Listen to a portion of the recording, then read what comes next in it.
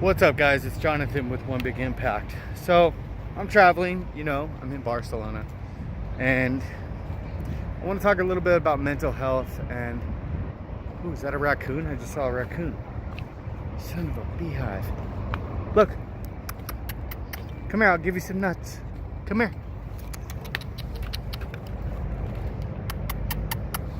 Maybe I can get him over here. Come here.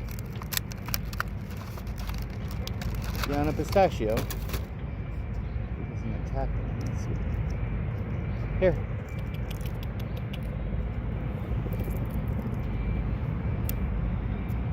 Let's see if he goes and gets it. He's in that bush right there.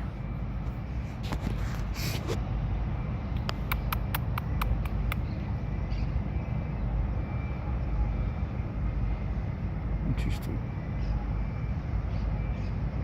Huh. Anyway, let's go see if he went around the other side. Kind of just wanted to touch on mental health.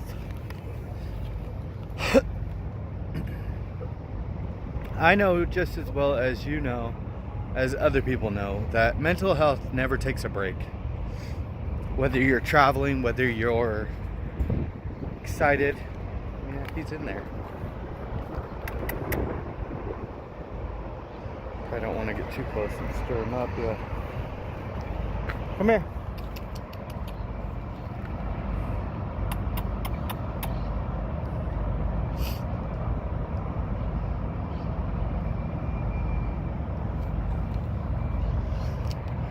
As I was saying, I'd love to let you guys see him. I think it's a raccoon or something.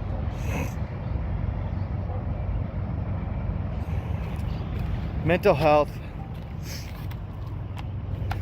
does a lot of things to you, whether it's depression or sadness or happiness.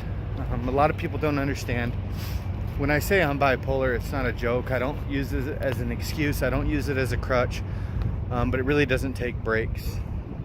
Sometimes it can be extremely difficult to function. A lot of the times, by the time you realize that it has completely taken a toll on you. What are those? Look at those little berries. You see those? Can you see them? Hopefully you can see them. Like little, they look like tomatillos hanging from a tree. Sometimes it's too late and a lot of things could happen. And what people don't realize is bipolar is not always bad. Bipolar can be fantastic. It can be spectacular. Sometimes too much. And a lot of the times that is one of the biggest parts and problems of bipolar is trying to control the highs. The highs are basically like a drug, and the lows are like coming down off one. So a lot of the times you will feel and find yourself within bipolar becoming completely just thrown for a loop. You guys know, or you may know, that I stopped taking medication a while back because I want to be able to control myself, and it's been an interesting road, to say the least, but one that I feel is extremely important for myself. You may not feel that way, and that's perfectly acceptable. I'm not saying it's the route for everybody or something that you necessarily should do. It kind of depends on what you want to get out of life. I will say it will make lots of things extremely difficult, like relationships, jobs, money. A lot of things will be a hell of a lot harder than you probably ever anticipated. The average person can usually function through those daily things on a daily basis with no issues whatsoever. Again, I'm not making an excuse, I'm just telling you.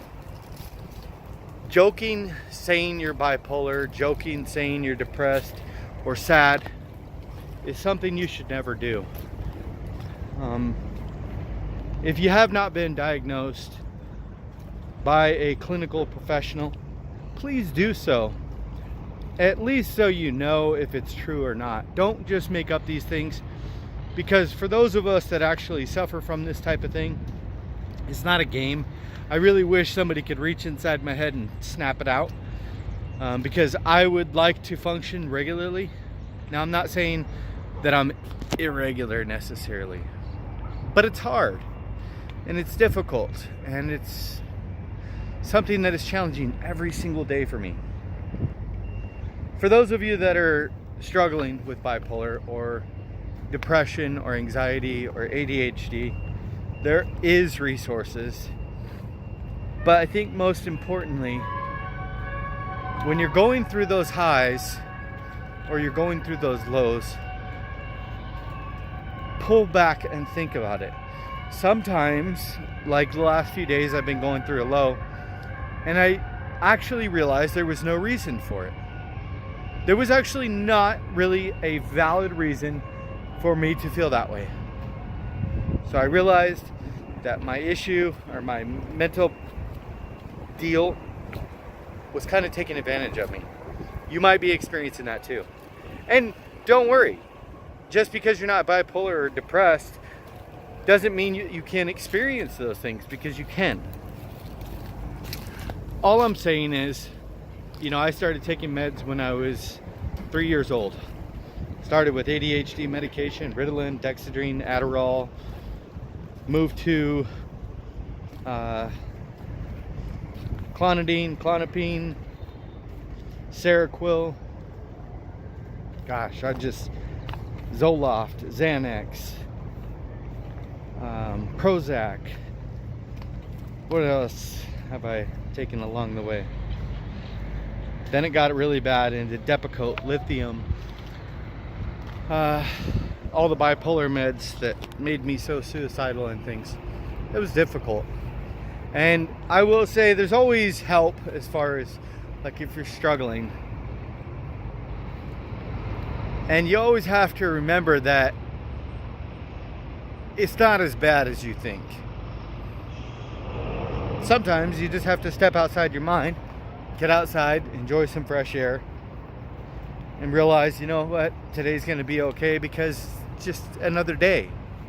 It's going to be an awesome day. And sometimes it's okay to snap yourself out of those mindsets. Basically, the gist of this video is, if you're out there and you're struggling for bipolar or any of those things, realize that it's going to be okay. And trust me, I know more than others, but maybe just as much as some, that it's hard, and a lot of the times you don't realize what you're going through until it's gone. And just remember, there's hope, and it's going to be all right. Be stronger than your excuses. Remember to spread love, not hate. Don't ever hurt yourself, by the way.